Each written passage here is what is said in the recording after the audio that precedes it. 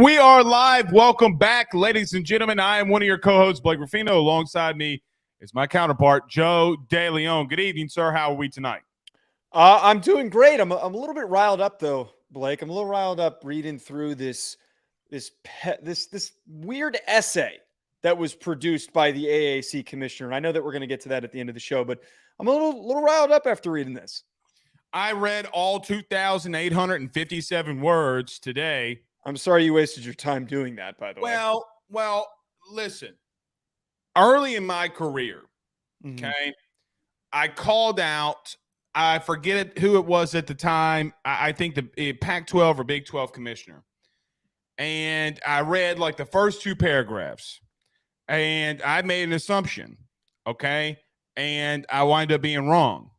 And so from that 6 years ago, I made a vow, like if I'm going to rip up on somebody, I better have all the facts so that I know.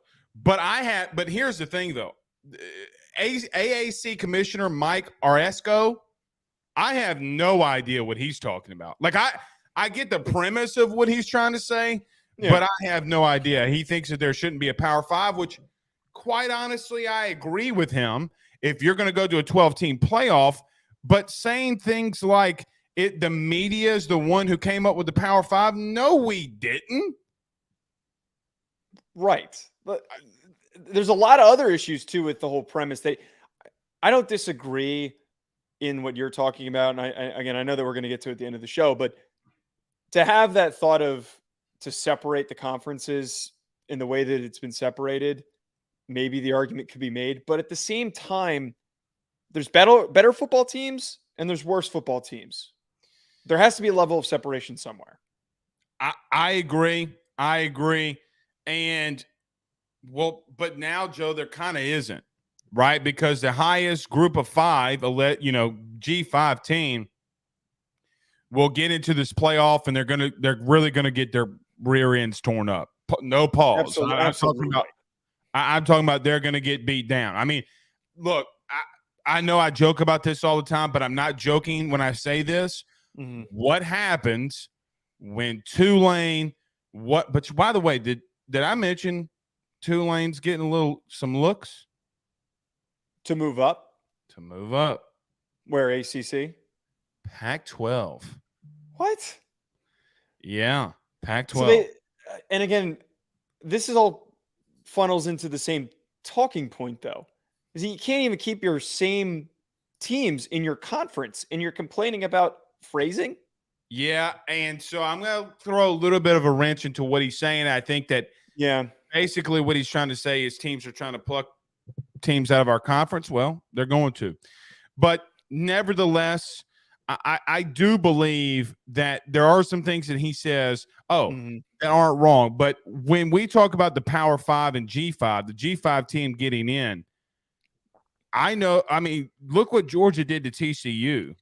Do you think it gets any easier when Georgia is playing Rudy Poo State? I mean, Joe, Tulane's going to get their ass.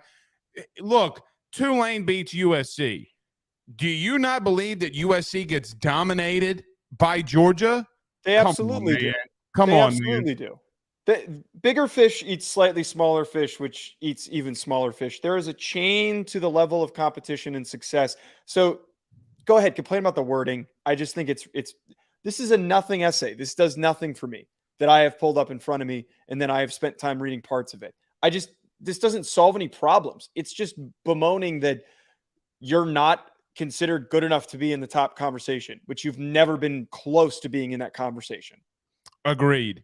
We'll also mention at the top of the show, we'll talk about our top 5 running backs in all of college football. We have a lot of the same guys again. Yep. One we don't, which I think is absolutely ridiculous that you left the guy out, but nevertheless, we'll talk about I'm the opposite here. I think that you leaving off the guy that I included is pretty ridiculous, but we'll get to it. Can he ever go through a season healthy? Oh, that's right. He's never done it. Donovan Edwards. Okay, well, I'm getting ahead of myself. I'm going to save it. I'm going to save it. Okay, sounds good. All right. Also, we'll talk about Georgia getting the invite to the White House and them declining. Such pettiness by both sides, to be honest with you. We'll touch on that as well. But we do have some comments. Roderick says, Blake, did you see what I mentioned to you on Twitter? I did not. Re-tag me because I did not see it. Colin says, did I rile Joe up today? No, Colin did not. Liberty fans did rile me up a little bit, which is of all fan bases. Liberty fans? They have fans? Apparently, I was actually really shocked with the feedback on a Conference USA preview I posted today. Some of them liked it, some of them did not. But Colin, no, you did not rile me up today. Dwayne says, "What's up, Blake?" And what's up to Joe? What's happening with you, Dwayne? And Ryan, big cojones Kelly, which I said something to Joe before the show, which we're not going to mention right now. No. But he says geographically and logistically, it's crazy. Not any more crazier than teams in Southern California going to play in Ohio in December. It's not. Yes and no, because having Oregon go all the way to Louisiana, I don't know what the geographic mileage difference is between those two trips, but I would argue that's just a little bit crazier, not significantly. You're already on the plane anyway. What's an extra hour? It's a good point. I mean, I'm just being honest. I mean, but getting equipment there and things like that, that is obviously a very big deal. So let's get this thing started. Let's get this thing rolling. Everybody do us a favor by hitting the like and share to all of those social media groups. If you're listening to us on Facebook, all of those social media groups, LSU, Notre Dame, SEC, Big Ten, share it to them all because we're going to talk about them all here tonight. At least a player in all of those major conferences. If you're listening to us on YouTube, like, subscribe, notification bell. Wherever you listen to podcasts, rate and review and subscribe as well. All right, let's talk about our good friends over at betonline.ag. We're back very soon. We're going to talk about some Georgia pettiness on all sides. Talk about our top running backs in the league when we return. BetOnline is the fastest and easiest way for you to wager on all of your favorite sports, contests, events with the first-to-market odds and lines. Find reviews for all the news for each league, including Major League Baseball, NFL, NBA, NHL, combat sports, college sports, esports, and even golf. BetOnline continues to be the top online resource for all of your sports information for live in-game betting, props, and futures. Head on over to BetOnline today and use your mobile device to join and make your first sports bet. Use our promo code BELIEVE50, that's BELIEVE50, BLEAV 50, to receive your 50% off welcome bonus on your first deposit. That's betonline.ag, betonline.ag. We're back. Unlike not. University, which, by the way, did you see that Urban Meyer said? Yeah, I'm surprised we didn't react to that. I'm surprised that we didn't. Well, let's react to it now. In case you missed it, and you can clip this if you want, because this is ridiculous.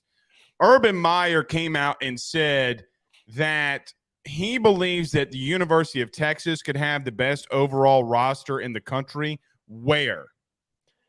There's holes on their defensive line. There's holes at linebacker and the secondary, at running back now that Bijan's gone. I don't see where offensive line and receiver. Yes, sure. No, there are multiple SEC teams that we can sit here, and I don't want to waste your time rattling them off, but there are multiple in one conference alone that are significantly more well-rounded than Texas. Or I don't know what Urban's looking at. Clearly, he didn't even look at the roster, and he just made a blanket statement. Well, he knows what he's doing because it gets a lot of the fan base around Texas. And let me tell you what I think too. Urban's very calculated human being. If he ever wanted to come back and Sarkisian failed, Texas could be a place that he can enter. But let me just say this about Urban. What are you talking about, bud? Like what are you where? Where? Now, maybe what he's doing is looking at recruiting rankings. I don't know. But here's the bottom line. I'm pretty sure I can name 20 starting quarterbacks in college football better than Quinn Ewers. I will agree with that statement. I had to think on it. I will agree with that statement. But yes. Buddy, Joe, if they were in the SEC this year instead of next year, they would be lucky to go 7-5, 8-4. Yeah, and again, that's my whole point here is that they've got the best roster maybe in the Big 12. Is that what he meant to say? And he got ahead of himself and he spoke too soon? Here's an interesting part about that, though. He might not be wrong because they're like our friends over at BetOnline, DraftKings, wherever you place your bets, you know that you need to be placing them, by the way, at BetOnline. But what's interesting though, Joe, when you do look at this over-under win total, they are at 10.5. Them and Oklahoma are at 10.5. So how many times have we done this? How many times have we given Texas a 10.5 point or 10.5 game over under? Like, I feel like we do this every year. Well, I have not given them anything. I am just simply saying that they have it. You know, whether it's right or wrong, it's still there. Now, I would pick the under. But You know what else? I also don't think Oklahoma should be at 10.5 or wherever they were. So no, we'll see. Urban Meyer, don't be a Rudy Poo. You were doing fine at Ohio State, and when you were at bars, putting your thumb up people's buttholes. That's all. All right. Very quickly in reacting to this, massive news coming out of Georgia. Georgia's not going to the White House for the visit. They have not been. I might add, they have not been to a White House ceremony or whatever you want to call it. Recognition, maybe? Yeah. I mean, everybody knows what this is. You give the president a jersey with the presidential number on it. Yeah, I think, what is he, the 46th president? Yeah.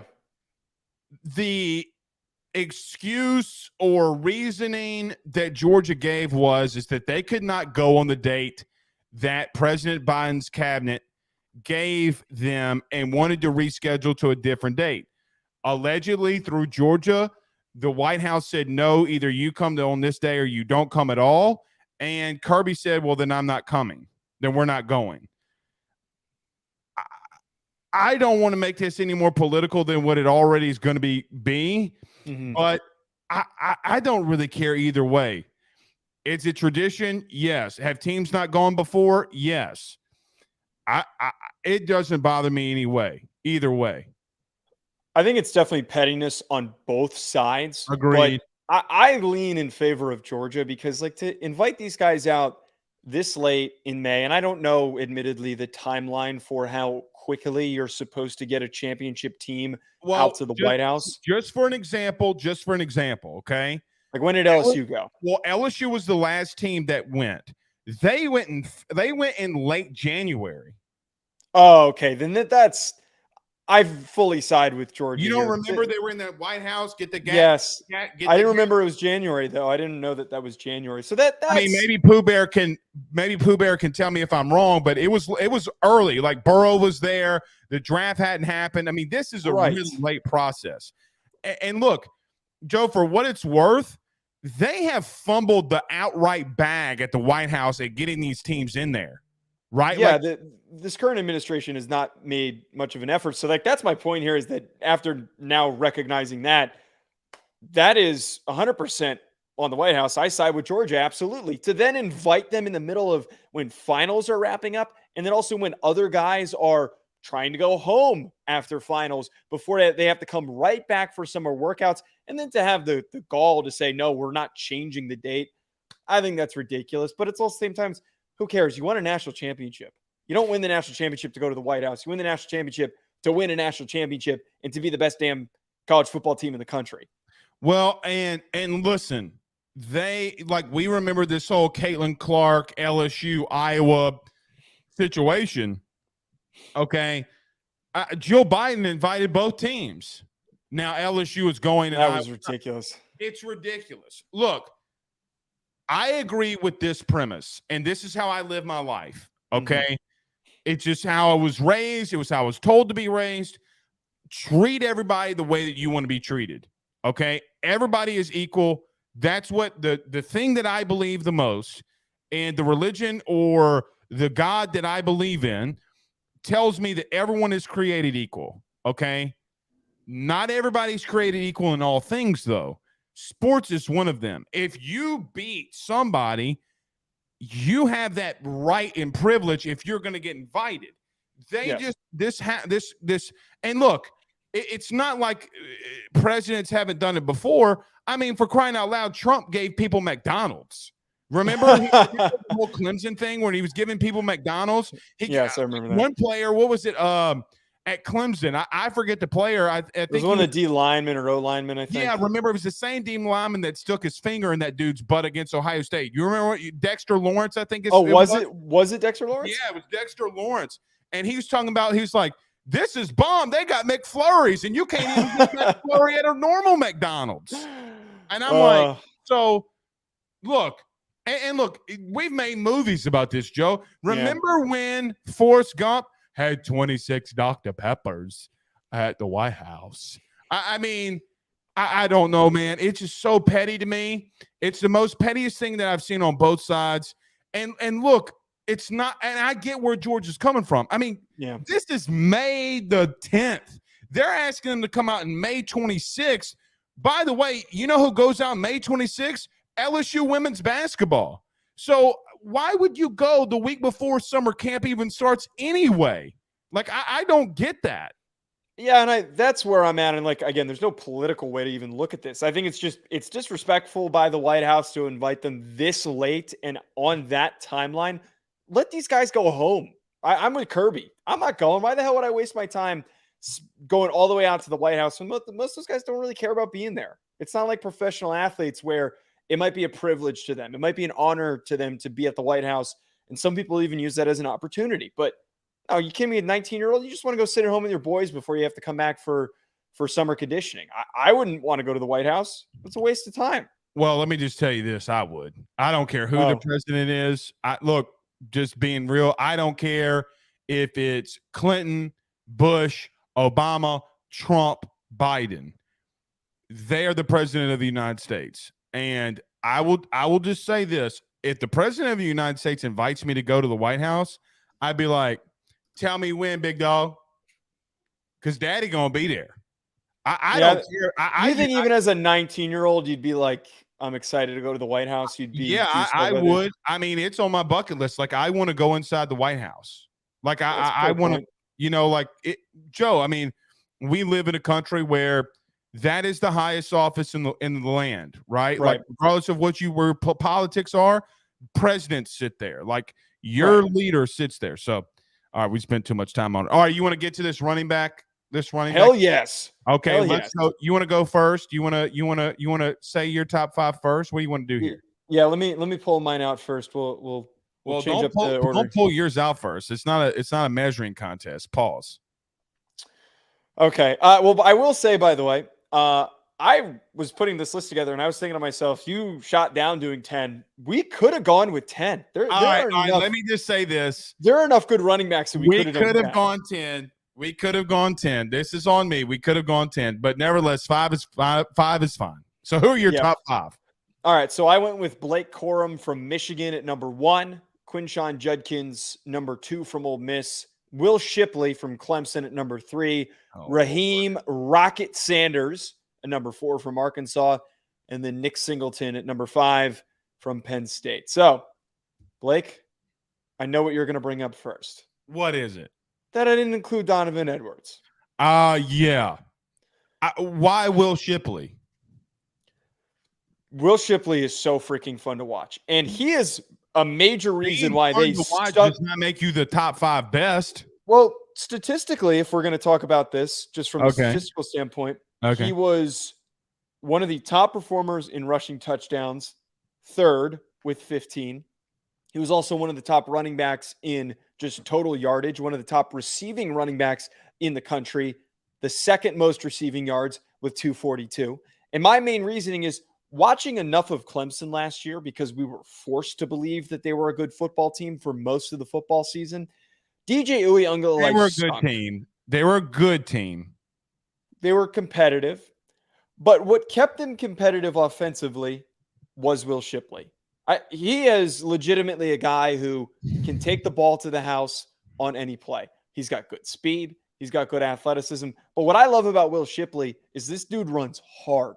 He is so fun to watch for that reason, that he runs pissed off. He's running through people.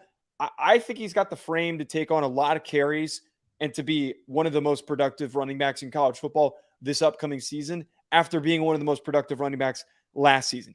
We speak a ton on this show about how Riley is going to help Cade Klubnik take that next step. Let's also look what he did with Kendre Miller last year, who was an okay average running back, who was one of the best running backs statistically in the country. I think Shipley takes that next step.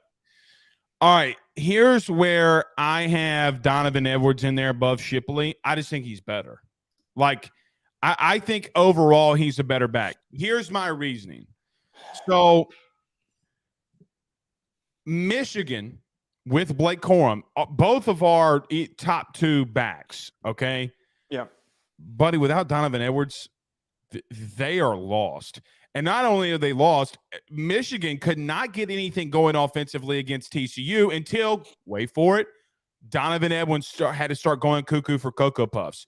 My point is I don't care about the yards with Donovan Edwards. I don't care that he ran for damn near 1,000 yards. I don't care that he had 7 touchdowns.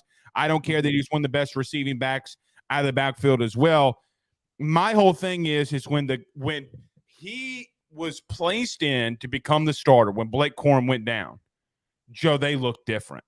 Offensively, they looked different. Now, they averaged 40 points, over 40 points when Donovan Edwards was in the game, okay, as a starter.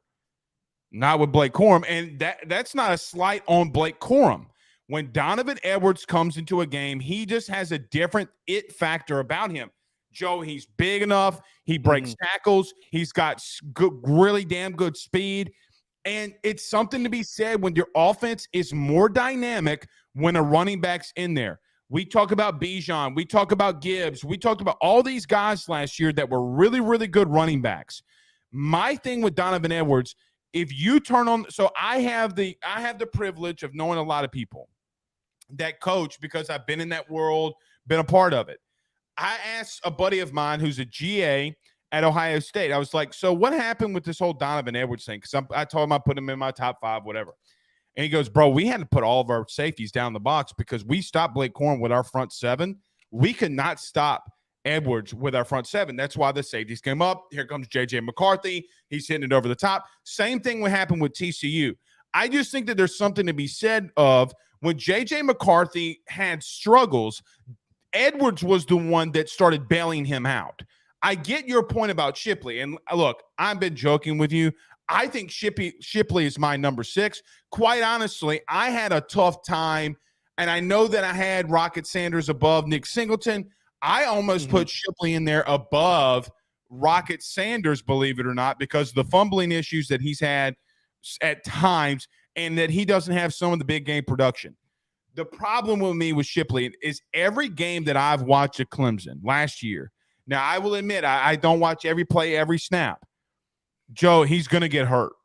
He's going to come out of the game. You think because of the play style, you're saying that he's going to get hurt? What's more physical than Michigan? If you're going to say, well, I'm talking about Shipley though, and you're saying that Shipley. I get that, but what about? I mean, Edward, Joe, they're going 12 personnel underneath the, under center, and they're running 34 dive. It's not as if that it's any easier on Corum or Edwards or Sanders or any of them. And I get backs, it's tough. Shipley's a great athlete. Best overall running back. Okay, maybe he shows that this year with a new offensive philosophy. And look, Riley might make him look, and he could be the first back off the board because of Riley. And we've seen him do the Riley brothers do a lot of good things with running backs. Name a dynamic back that they've had. Right, they haven't. A lot of guys that aren't crazy athletes. Well, that they've turned into very productive players. They've had productive players. They haven't had a guy like Shipley. I just want to see it. The 2 games that I remember watching, he fumbled, I think, against South Carolina. I mean, he got rocked against South Carolina. And quite honestly, the 2 teams that they played that probably the best teams, he crumbled. Like, dude, he crumbled. Donovan Edwards, when he came in against the toughest 3-game stretch of their year, he didn't. He performed. Joe, he had 500 yards in those 3 games. I still, though, we need to acknowledge one of the biggest factors for running back success is offensive line play. And if we're all being honest here with these lists that we've put together, the best offensive line here is Michigan, maybe Penn State. I don't disagree with that, but I think that Edwards' success it's worth acknowledging. You know, it's significant. His impact later on in the season was significant. But he's also one of those guys where if you remove some long rushing touchdowns from his production, I believe his yards per carry gets pretty low. He's not a guy that has a consistent production. Because that Ohio State game is a good example of that. Stop right there. Can I tell you one of the biggest pet peeves of mine for running backs? Is when people reference yards per carry? No, when people do what you just said and said, well, if you take away their long runs, you can't do that. You cannot do that. You can do that when a guy has limited production and hasn't played and gotten as many touches as the rest of the guys on the list. Let me tell you why you can't. You ready? Okay. Go pop in any Adrian Peterson highlight film. Okay. Any one of them. He was horrendous at times, and then he'd pop off a long one. You can't take it away from him. You cannot take away from Donovan Edwards. Joe, I went on Pro Football Focus today and looked at this. Do you know how many players were in the box when Donovan Edwards was in the game against against Ohio State? 8. Damn near. And they could not stop him. I get that. And I think that Donovan Edwards is a good running back. But here's the other aspect to this, too. Why didn't he beat out Blake Corum? Why was Blake Corum the one getting most of the carries? Blake Corum's a dog. That's fine. I mean, that's obviously the case because I have him ranked as my number 1 running back. I think Donovan Edwards is the best second running back in college football. I don't think he deserves to be in the top 5. I think there's a lot of context to his success. Okay. Here's my top 5. Why you don't have Quinshon Judkins at number 1 makes you the biggest Rudy Poo in the country. Blake Corum, I don't know, but Rocket Sanders is just so freaking good at times. I put him at 3, Donovan Edwards at 4, and Nick Singleton at 5. I don't know where you could we just had the Donovan argument. I don't know where you could attack me on any of this. Right. I feel like there's not much to pull this apart, but I do want to talk about Quinshon Judkins and why I placed him at number 2. Look, Blake Corum, as we just said, is so freaking good. His contact balance, his footwork, his elusiveness, the way that he gets in and out of his cuts is fantastic. And his vision, I think, is the best out of any of these guys because he's played the most snaps. No, I'm talking about Blake Corum. Okay. And if Corum hadn't gotten hurt at the end of the season, he would have won the Heisman. If only works in hand grenades and horseshoes. I hate when people use that, but yes, I understand that. I'm not handing out an award that he didn't win. He was on pace for it though. If he didn't get hurt, we would be talking about Blake Corum very, very differently. He is a fantastic running back, and for him to finish and not play as many games, for him to finish with 18 touchdowns and almost 1,500 yards is astronomically good. I agree. So look, let me add on to your Blake Corum thing. Okay. Mm-hmm. I think they have I think that their running back room is the best in the country. Michigan has absolutely the best running back room in the country. It's not even close. I think they return the best offensive line in the country. And when you watch them on tape, they are scary good. Everybody says, well, Blake, what about TCU? I'm with you. Okay. I don't discount that. Offensively, they didn't suck.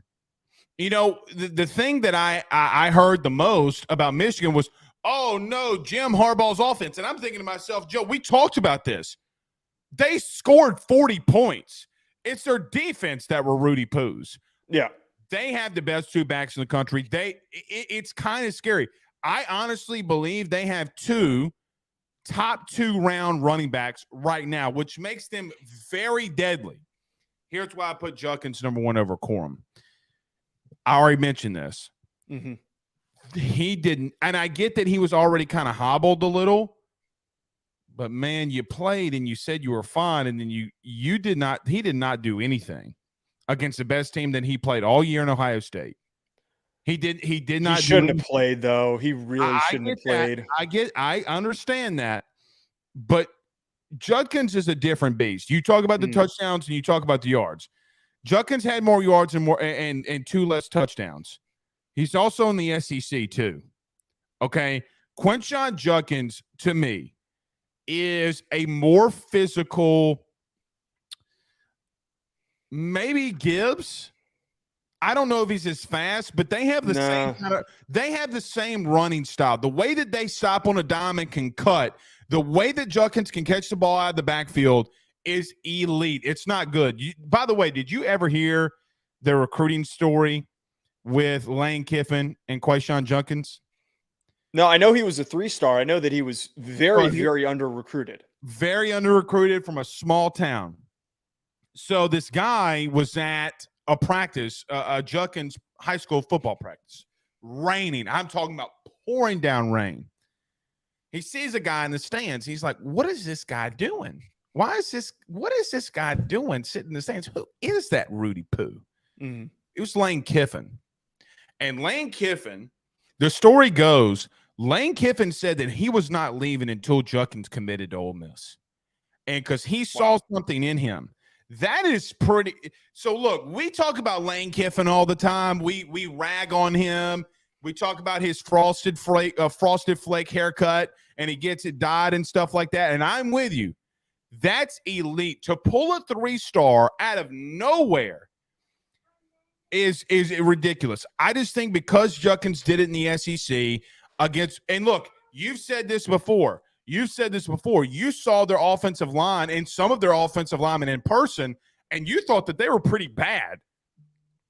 Yes. So yes. Specifically Breaker. Okay. So with that being said, what? Hi. All right. You got a scooter. Bye-bye. He's really excited about that scooter. Yeah, he's really excited about the scooter. Huh? You want to see Mr. Joe again? Okay, come on. Hey, tell Mr. Joe how many goals did you score today? 4. That's correct. He's a lot. Goal. Dude, can I tell you something? He's more athletic than I ever was. Is he going to be playing quarterback? Are you going to get him or tight end? Or do you want to play tight end? Get him long snapping. Tight end. Okay. He's got the personality of a tight end. He doesn't have the personality. And you tell me he's running people over in soccer, man. I can see it. Hold on. Bye. See you. He's going to be in our tight end rankings in 15 years, man. I hope so. He got in a little bit of. All right, bye, buddy. See you. He got in a little bit of trouble. He drop kicked a kid at soccer. Oh my God, that's hilarious. Yeah. So anyway, what were we talking about? That's athleticism. Sorry. That's like incredible athleticism that he can do that at that age. He's got a coach. By the way, if you don't know, that's my son Benjamin. He his coach name is his first name is Dallas. Mm-hmm. And Dallas wrote a letter to us, I guess a practice or something. And he goes, you know, when Ben's kicking the ball to the goal, he goes, Spider-Man. And like when he kicks it, he's like screaming. Apparently he told one kid, you're doing it wrong. Watch me. So I'm like, oh my God, I'm rubbing off on him. Anyway, so what we're talking about Judkins, I just think, Joe, what he's done in the SEC is unparalleled. Look, I went back. So I think that you know this, but if anybody watched the other shows, they know this. So on May 15th, we actually start this tonight, actually, on my other show. Mm-hmm. We start really diving into football, really doing the film. I was watching Ole Miss today. I went and watched Ole Miss versus Alabama. Okay. Dude, he had 25 carries, 135 yards, 2 TDs, 3 catches against Bama. Against LSU, he had 111 yards, 2 TDs. Dude, against the best competition he saw, he was just elite. And for that alone, and by the way, he did not play a lot to start the season off. It's not like Corum. It's not like Edwards where he was constantly in that rotation. He got those 1,567 rushing yards and was progressed throughout the season, which makes it that much even more ridiculous to me when you put it on paper. Yeah, well, first of all, you brought up a really interesting point with Lane Kiffin, and I would actually argue the sign of a great coach isn't by bringing in a 5-star and them turning into an all-conference player. It's if you can recruit the right 3 stars and then turn those guys into draft picks and to All-Americans, all of that stuff. So, again, commending Lane Kiffin for what he did here with Quinshon Judkins. I am a very big fan of Quinshon Judkins, watching his tape and watching him play. I have not admittedly gone as deep as some other guys because right now I'm focused on the 2024 draft cycle is what I'm preparing for. But I think his contact balance is fantastic. It's elite, dude. Call it what it is. Yes. Good contact balance in college to bounce off of guys and continue moving forward. That's how you rack up large rushing totals like this. I'm not looking at a guy if he can rip off a 50-yard rushing touchdown one game and then finish with 100 yards, cough, like Donovan Edwards. I love the guys like Quinshon Judkins that just keep falling forward. He had 100 yards. He had 200 yards and a half. I'm just giving. Wait, who are you talking about with Donovan Edwards had 200 yards and a half. What are you? I'm just joking back to the original point that I made that his production is slightly inflated by a couple long runs. I don't want to go backwards here. My main point is that guys like Quinshon Judkins that can go and pick up an 8-yard gain, a 10-yard gain, that's lethal. That's hard to stop. And he's exactly that football player. And I think your point about their offensive line stinking, it's really impressive for him to produce the way that he did. My only thing why I drop him slightly, I think out of all of these guys and out of some guys that didn't make this list, I think he's the least athletic. Just by just slightly. I'm not saying he's not. Wait. I'm not saying he's not an athlete. I'm just saying that some of these other guys are a little bit more explosive than him. He has more yards in the SEC than any guy on this list. That doesn't have anything to do with athleticism. I'm just talking about that he is a little bit more of a charge forward, power through contact type of a guy. I think he's a great Power's not a part of athleticism. I knew that you were going to hate me making that statement. It's slightly. I think a couple of these guys are a little bit more explosive than him. That's all I'm saying. All right, I'm just going to let you know, and I know that you know that I say this from the heart, and I really do mean this because I love it. That is the worst take you've had on this show. That's not a bad take. He was a 3-star recruit. I think most people who would watch him would agree that he's not an elite athlete. Just because some Rudy Poos don't go to Mississippi doesn't mean anything. I'm saying he's a good athlete. I'm just saying he's not an elite athlete. Strength and athletic tool, yes or no? Yes, it is. Okay. Well, he makes Blake Corum look like cottage cheese. Okay. I know we're not going to agree on this. My only point is that he's just not an elite athlete. He is a great athlete. He's one of the best athletes at the position in college football, but he's not in that elite category. He's very well-rounded. That's what gets you to the league. That's what gets you 1,500 yards, is being well-rounded. You're the guy that would have put Derrick Henry at like a 3rd-round pick, wouldn't you? No, he's a athletic freak. By the way, so this is a good transition here.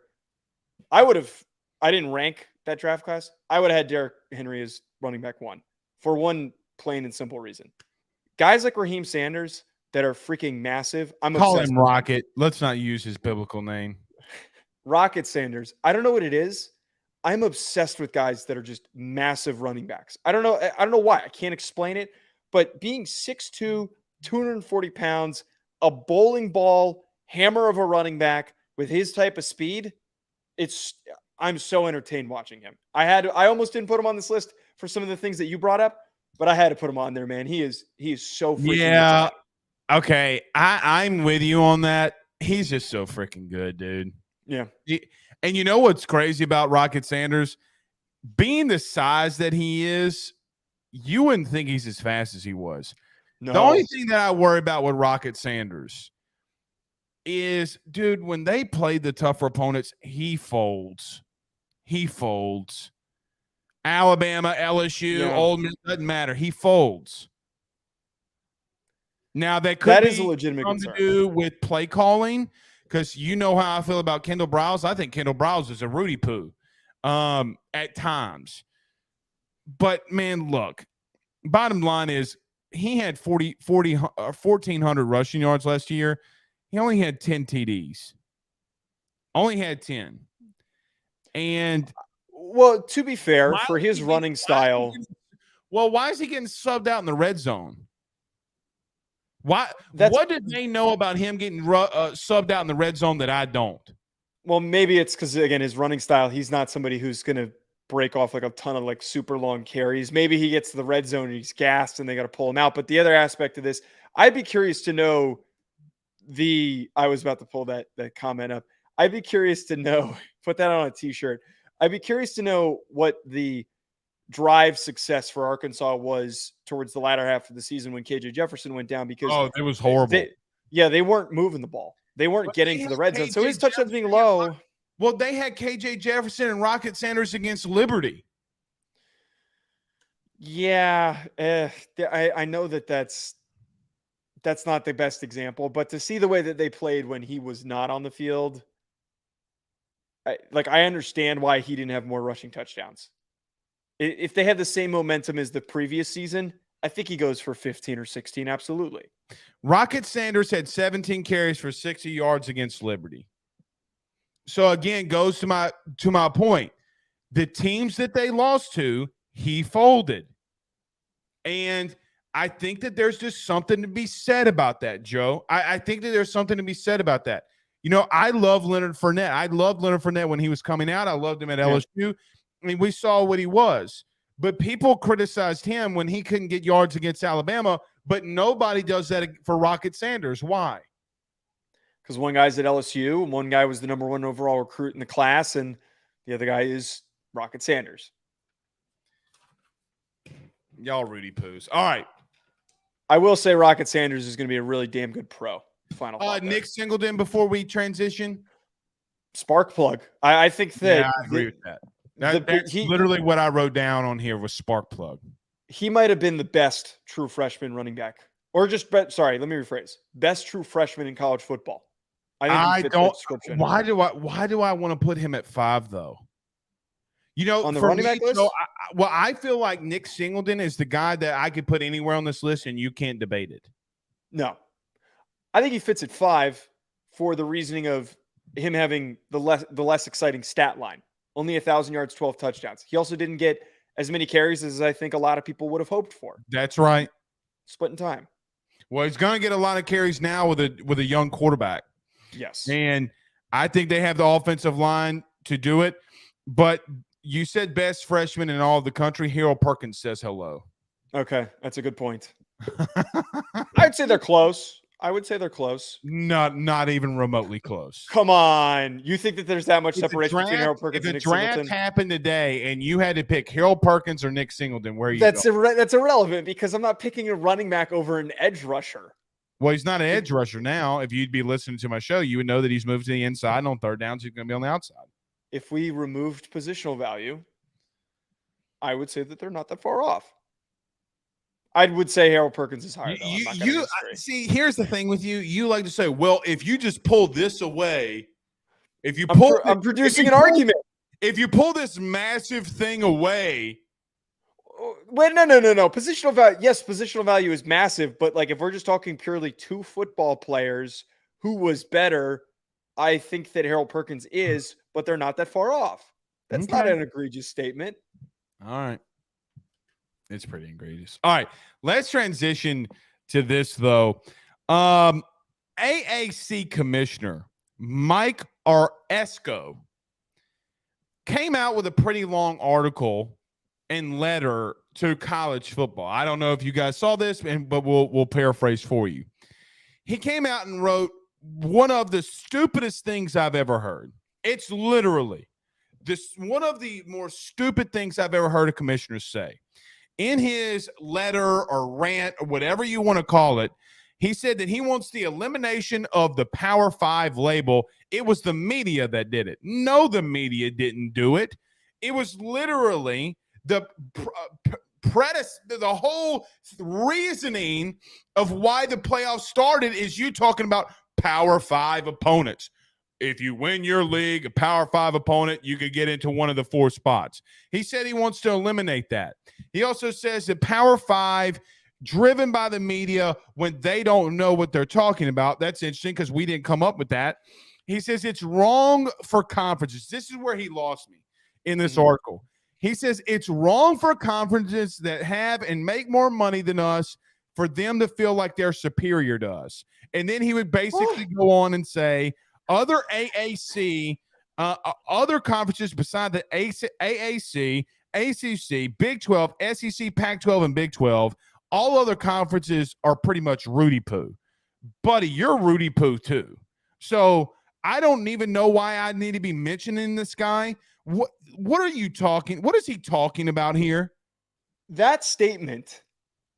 This is a capitalistic environment. You are competing for being the best conference, the best football teams. And you just mentioned that the AAC makes less money, has less talented players, has less talented football programs.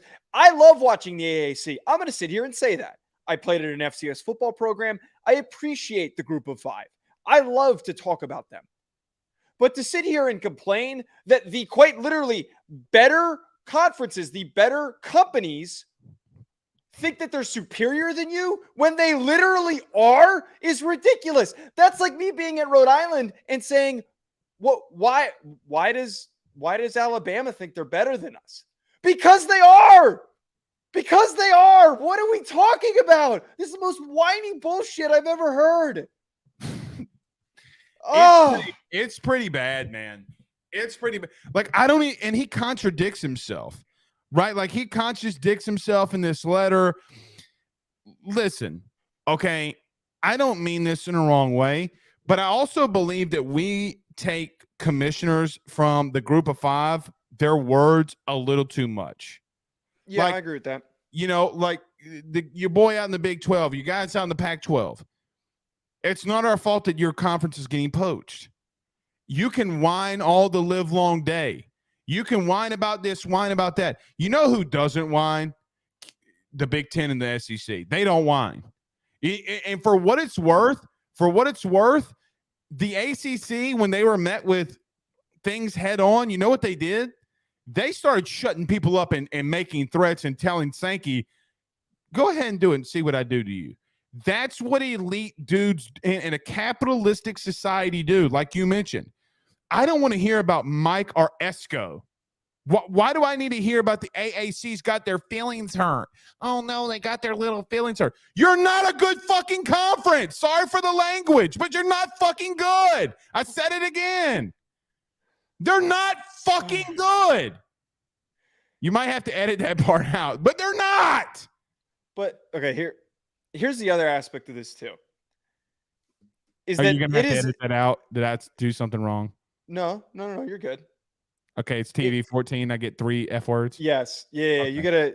It's not FCC regulated. But Blake, here's one thing that you just brought up there. Is that for them to complain is such a ridiculous way to handle this, because this is a complaint. This is a penned complaint to the public. This isn't a declaration of like, we want to be taken more seriously. And look, if you want to change the public perception, put out better products, spend more money on trying to get more bigger recruits to your football programs, and also maybe boost your social media presence. There's so many different ways to improve the outlook on the conference, but to pen a public complaint is the most soft approach to handling this. You know what other conferences did? Other small football programs that moved their way up? They busted their ass. They spent decades working their way up. This conference wasn't even a thing. It was 5-10 years ago? I mean, basically, didn't they take the Big East, or what did they take? Yes. It was the Big East, and I think part of the ACC. No, I don't even remember, but I know it was mostly the Big East. I mean, Joe, can I be real with you? I don't know if I can I don't know if I can name all the teams in the AAC. I really don't. I mean, and they got poached, dude. Look, the Big 12 poached them.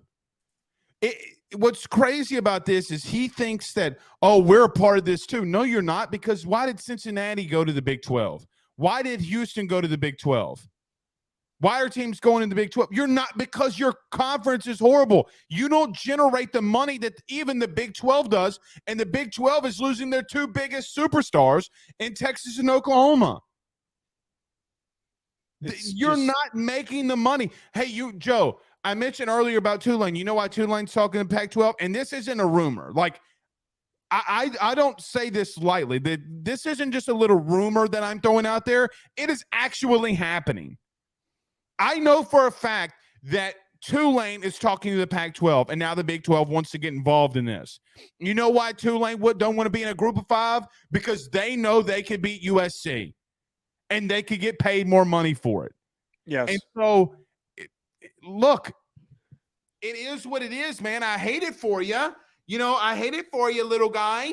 But right, it's like that's my whole big thing, and I know that we don't even really need to sit here and fully pick this thing apart, because like we're saying the same thing here. It's that if you want to work out of that stigma, you have to put in the work to do it. For how short of a period of time this conference has been around, and honestly, to leapfrog to be around for such a short period of time, and then leapfrog all of the other low-level G5 programs and conferences, to do that, that's an accomplishment. You just want inclusion, and it's to set up your teams to then go to the playoff, and say you want 2 teams that are that's not a ridiculous statement, but like you want the ability to have more than just the qualifier in. You really want to set up your teams to get smoked? Because that's what's going to happen. Well, here's the problem with that. Here's the only problem. Mm-hmm. They're not. Okay, here's the only thing I'll defend him on. Okay. Tulane's beating Kansas State and USC. But Cincinnati is getting to a playoff. You can really realistically only produce one good team. I agree. The second best team is going to have a significant gap.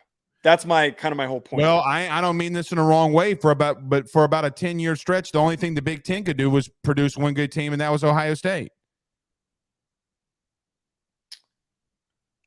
Yes, but the difference between how badly they'd get beat by an SEC team, the second best team in the Big Ten, is far different than what the second best team in the AAC would do. I agree with showing up. I agree with that. I agree with you.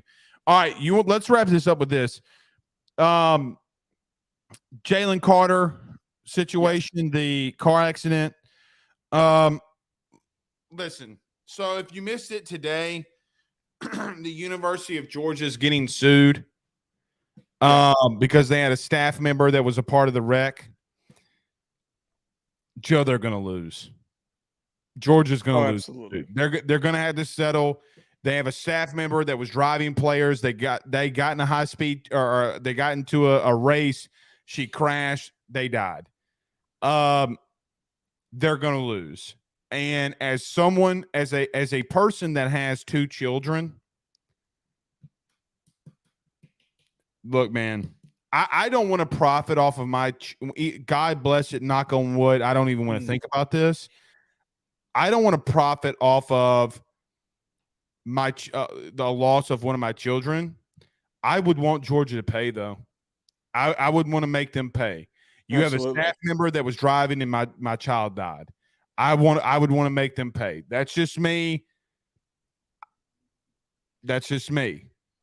I almost wouldn't even be surprised if they don't try to make an effort to settle the University. Well, I don't know why. I don't know why they're not trying to do that now. Like I don't even know why this had to get out in the public. Yeah. Maybe to make a statement, but I'm sure part of it too is like to that point that they do want to make a public statement about this. It realistically, I mean, honestly, it shouldn't go uncovered. It's been a really significant issue that I almost feel hasn't gotten enough attention. proper attention. Well, I mean, it's gotten a lot of attention now. I mean, Jalen Carter, the whole Jalen Carter thing's gotten a lot of attention. But that's like, in a way, the wrong attention. We were focused on the draft prospect. That was the reason why that was under so much of a microscope. I agree with you, but like I said before all this, and some people, and I got ripped on this a little bit. God bless it. But if the lady that died, the lady that was driving and passed away, Joe, if she would have not passed away, she would have been charged with vehicular manslaughter. Yeah. Okay. So, I mean, she's a Georgia staff member, and so it's this very sticky situation. And people, when there's a death, people act in different ways. You know, like the Brandon Miller thing. Like people were like, "Oh, he was at a crime scene of a death." And you know what? The only reason that people didn't say anything about Brandon Miller is because Brandon Miller's, thank God, still with us. But listen, there are just so many different avenues and ways that we can go upon this. Jalen Carter did not make her do what she did. She could have said no. She's old enough. She's a staff member. So stinks. I hate it, but I don't even want to think. I don't even want to remotely think about it. Let me tell you a story, though. When we brought our children home, both of them.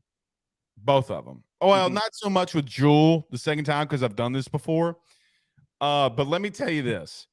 Dude, when we brought Ben home, I was driving like this. I was so scared. Oh, I bet. Oh, dude, I was so scared. Well, I went 60 on the interstate. I was just like, get over, just pass me. I'd probably be taking back roads, man. I still can't even think about having kids. Back roads actually are where most of the deaths happen and traffic accidents. That's a good point.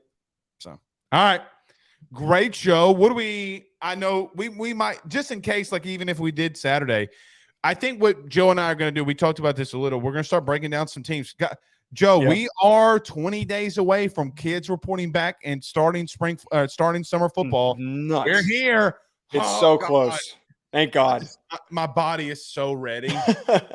My body is so ready. Pause. No pause. There's nothing to pause about being ready for football. Damn right. Who's winning the national championship? Go. Not LSU. I'm okay with that. Who do you think? I mean, I'm okay with you saying that. Who do you think's going to win it? I don't even, man. I haven't even had enough time to really think about it. It's probably going to be Georgia. Is there a clear-cut team? I don't think there is. But I think if somebody with the scheduling that they have, it's probably going to be Georgia. Or Michigan. Oh, God. See ya.